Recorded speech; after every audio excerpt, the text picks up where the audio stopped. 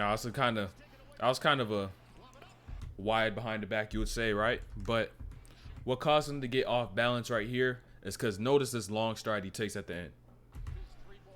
That long stride right there. Now, ball handling is about the ball in your hand, one, and then it's also about your footwork. The ball being in sync with your feet so you could actually get somewhere with the moves you're actually doing. So, in a situation like this, when you're trying to boom, stop on a dime, if your stride is too long, you won't be able to get balanced. You won't be able to get yourself to a stop, and then be able to boom, go and change direction.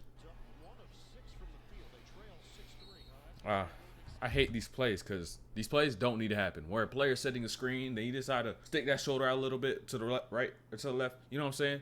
It doesn't need to happen because you're doing it on your own will. Because most times, especially even in a situation like this, he moves, he does not touch him. He's still going to be in a recovering position. He's still going to be either trailing him from behind or trying to recover from his inside. And he ends up getting in foul trouble as well.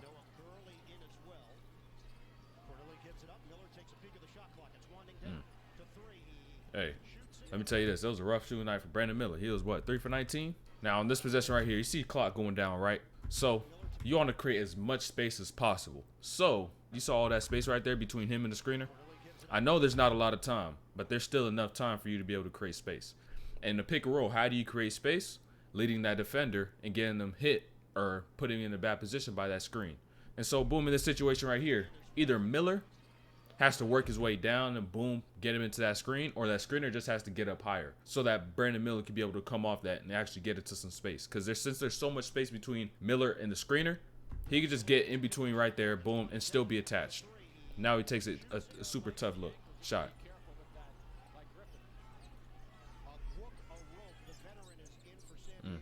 Hey, I ain't gonna lie. I was watching him. This is the first time I watched him. And his frame and his movement style reminds me of Jonathan Isaac, but of course, with a lot better offensive skill. Much better. Better handle, better coordination, better shot, all that stuff. But like his frame and his movement style is like, say you got Isaac and then you actually give him some skill. They like have the same movement. It's weird.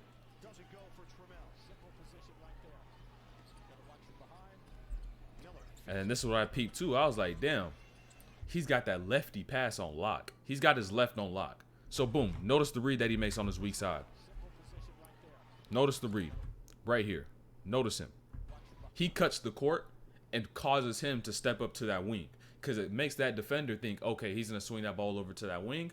But instead of swinging it over to the wing, he hits the corner. And then, boom. Hard closeout attacks. And by the way, make sure you subscribe, like, and turn on notifications because we drop breakdown videos daily. And if you want to catch my breakdowns live, make sure you go hit that link in the description, go follow, and let's get right back to it. Hey, the one thing I wish he could add to his game. Right? A hezzy pull-up, bro. He needs a hezzy pull-up. If he had a hezzy pull-up, he would be nearly unguardable. If Brandon Miller had a hezzy pull-up, he would be nearly unguardable. Because I see him in a lot of isolations throughout this game, and it was like, damn, if he had a hezzy pull-up, because he's quicker. If he drops his base, if he gets that foot down, if he really attacks it, gets up into it, they're gone. They're gone. So boom, this situation right here. It's kind of like a field thing, but boom, you drop your base, boom, right there. Really get that base wide, really get that step out forward. Boom, hit that step, get up into your shot. It'll be unstoppable, especially at his size, like what, 6'10", 6'11". If he had that, especially in this one right here, especially in this move right here, boom, hezzy pull up. You already got that big going down. You take that stride long, boom, step up right into it, hezzy pull up. You got to study T-Mac though. If you want to really get that hezzy pull up, T-Mac the OG of these hezzy pull ups. T-Mac is the OG. It was the first one to really put it on the map and really show people like, oh, okay, that move is dirty. It wasn't KD. It wasn't KD. It was T-Mac. T-Mac was filthy with it. Those ones hurt so bad because, those moving screens, it's all on you. It's all on you. You controlled yourself. You nudged him. You decided to stick your shoulder out. You decided to stick a hip out, get a moving screen. You decided to hit him in his back. Boom, get a loose ball foul. And now he got himself into foul trouble. 3 fouls in the first half. And it's just like, damn, you don't need this one to happen. You don't need this to happen, bro. You don't need it.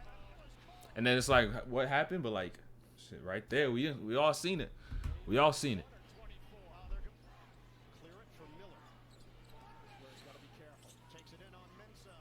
Then boom, gets that left. He's very comfortable with that left. He's super comfortable with that left.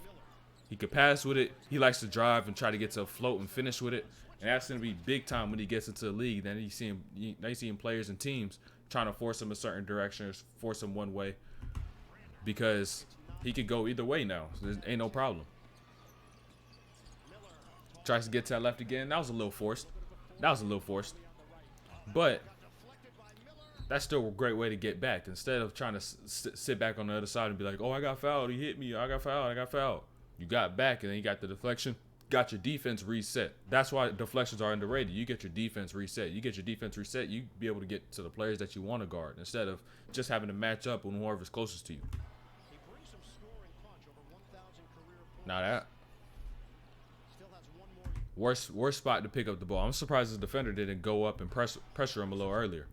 Boss was at the same time. Let's beat Brandon Miller though. One thing I like to do is to help you relieve a lot of pressure as well, is by as soon as you begin to get into the half court, you know you about to run a set, go initiate the contact first. Go and hit your defender first. Go and bump off him, show your hand first, because that lets the defender know, okay, he's not trying to shy away, he's not trying to back up. You start to set the tone a little bit. So Brandon Miller initiate the contact first, and then he picks the ball up, thinks he's gonna get that pass, but he doesn't, because he ain't show him a hand. He wasn't open.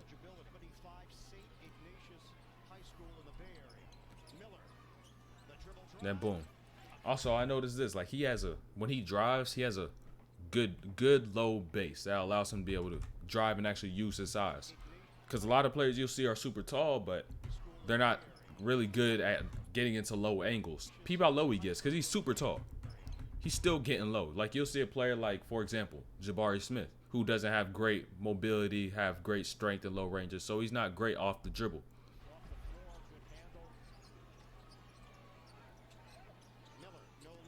That lefty pass is so useful, bro.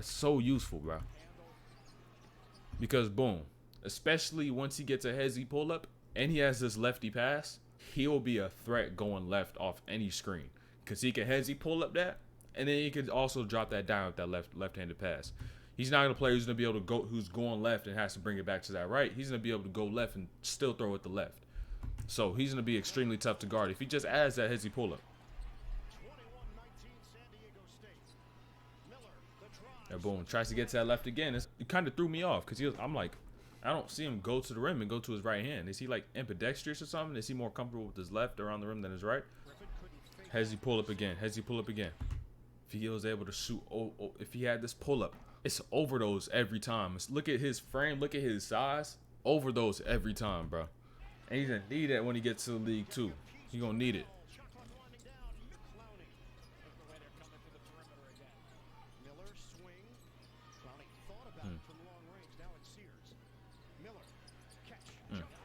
Finally, jumper. Third field goal made. Knocked it down.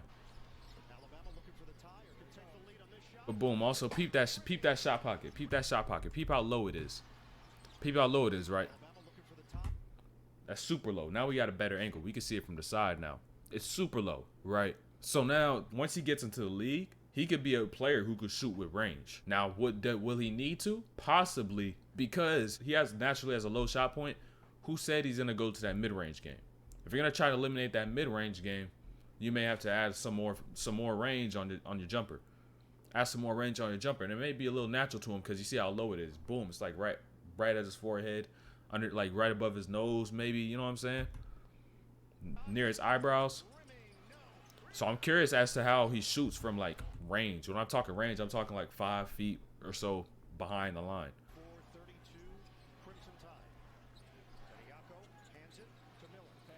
That lefty pass. Please, if you're a guard. You don't need to do no crazy pass like this, but please at least get a lefty pass. A lefty pass is going to help you so much. It's going to help you a lot, because everything you'll be able to do going right, you'll also be able to do going left, and be able to do more effectively. Because even though if you may be going left, you still be able to get a right-hand pass off, it'll be a lot easier to use that left, because you won't have to load it as much at times. Because say you're going left, boom, you got to pick that ball up from the side, bring it back, and then throw it. Gives the defense more time to anticipate that.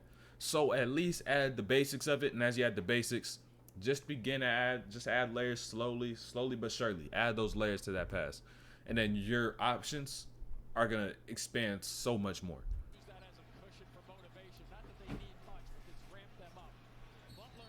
Now peep this, peep this, peep this. Now guarding ball screens and guarding anybody, you've got to always force them to the help. And our coaches always say no middle.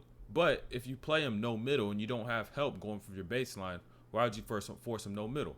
So in a situation like this, where you see a lot of the things that's going on, a lot of the actions that's going on stacked up and is on that higher side, nobody's really on that baseline, you've got to force them to that middle. Because that's where your help is. You can't force them somewhere where you don't really got help. Because there's in a boom, there's so much space, boom, blow by, lay, or bucket, whatever it's going to be. So whether it's him noticing it beforehand or it's his teammates telling him what to do as that screen comes up, he's got to make sure he just forces them to that help. He's got to make sure he does it.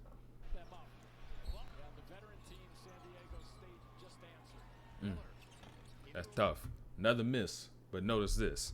These are the shots. It's like, damn, you should be making them, but it's like they're just not going down. That's great footwork. Notice how squared he is to the rim. He comes up from underneath, going straight up, curls back, hop, gets into a shot. That's tough. It's a lot harder than you think it is. It's a lot harder than you think it is. But it just wasn't his shooting night, bro. Now, boom, here, once again, just like I was saying before, you got to force him to your help. You got to force him to your help. Especially when you're in a position where you're coming up from this corner, you can already see what's going on. You can already see where people are. So he could be able to position himself early. Because the reject is there. He could attack that baseline and boom, there's no help. But he doesn't use it. So you got to be more aware yourself, or your teammates even then got to help you be aware and be able to make sure you're guarding and setting players the right way.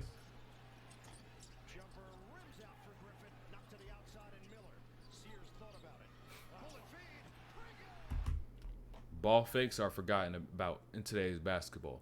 And you should use ball fakes the most when defenses are in rotation. Because peep this. Peep this.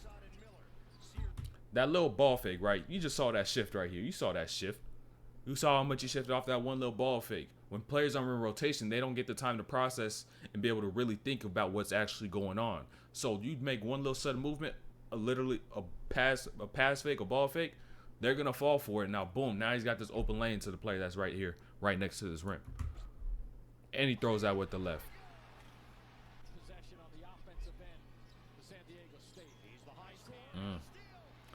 Not the right read, not the right read, not the right read. Peep this, peep this. It wasn't the right read.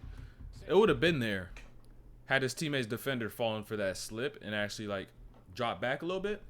But on top of that, he actually loaded that pass up too. So it was so easy for him to see it. What's good, Obito? What's good? He also loaded that pass up across his body, which gave the defender more time to be able to get into that lane. So, boom. Throws that hook pass. The defender's already seeing it coming. He's like, oh, yep, that's mine. Yep.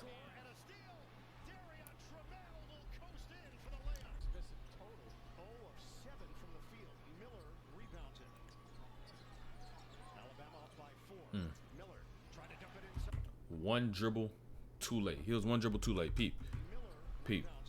That pass should get thrown right here.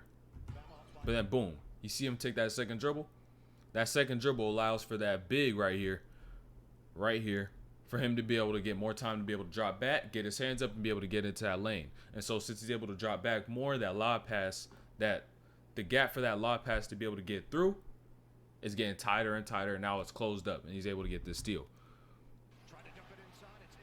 So literally just one dribble could be able to change if a pass gets through or if a pass doesn't get through. That's why it's important that you're able to hang your dribbles and have a good manipulation on that ball so that you can hang them and just be able to make those passes and not have to worry about taking that one more dribble. He could have made a better look at it. This peep how the defender goes underneath, right? As soon as you see this right here, you start fading behind that screen. Start fading behind it. Because that defender is going to keep going. And so they're at a point where it's like, okay, I got to get all the way over, then I got to get back on top. So if you start right here, boom, you begin to fade. Now that pass gets thrown over the top, a longer distance for them to be able to recover to you. Now you may even be able to get the shot. If you don't got the shot, boom, catch, rip, and attack.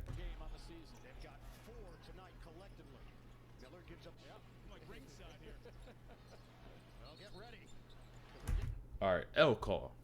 That's one sorry ass call. Let's be straight up. That was a whack call. Like, the arm doesn't even extend. The arm doesn't extend. I ain't calling that. I ain't gonna lie. It's like he just seen somebody fall, and he was like, "Yeah, I'm calling that a foul." Like, you can't. Like, this is a little chicken wing, bro. Like, you can't call this, bro. Come on, bro. Come on, bro. That's his fault for being off balance. Forget that, bro. That's a no call. That's a no call, bro. Forget that.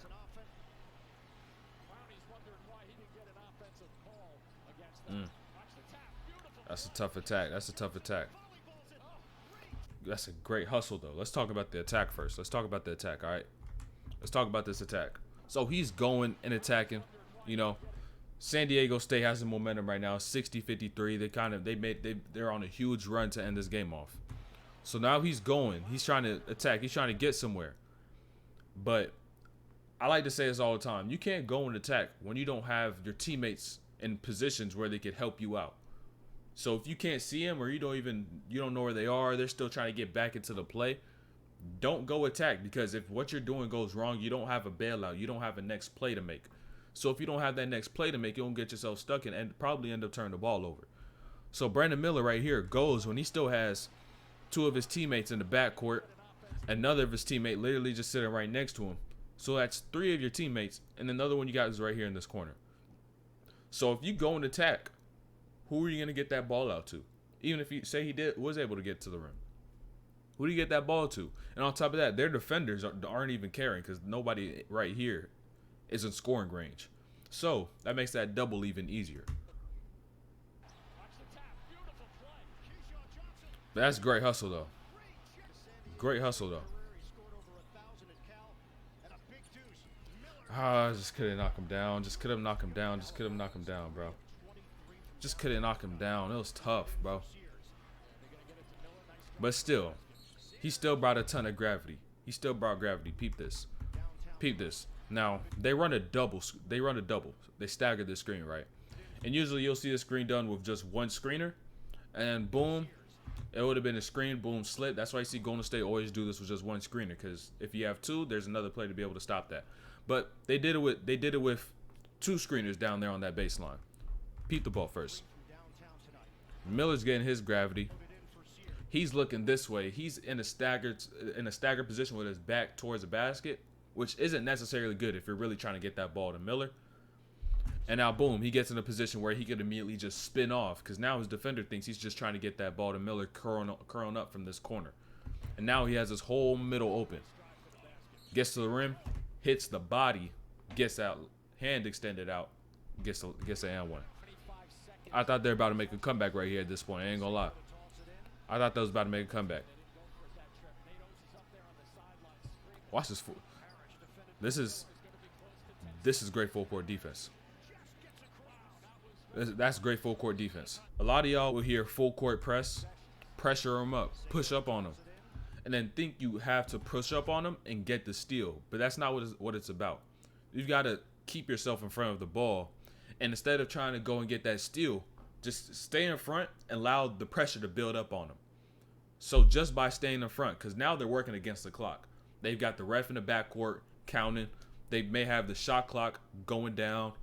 So now the pressure's against them. Time's working against them. So if you stay in front, you play your positions, they're gonna be more worried about the time than they will be you if you try to really press up against them. So just allow for that. Allow for the fact that they're working against the time, working against the clock, to be what you're really working towards, instead of you trying to be the person trying to get the steal. Because he's just staying in front. He ain't going for no steals. He nearly got that 10 second. He was just 1 second away. 1 second away.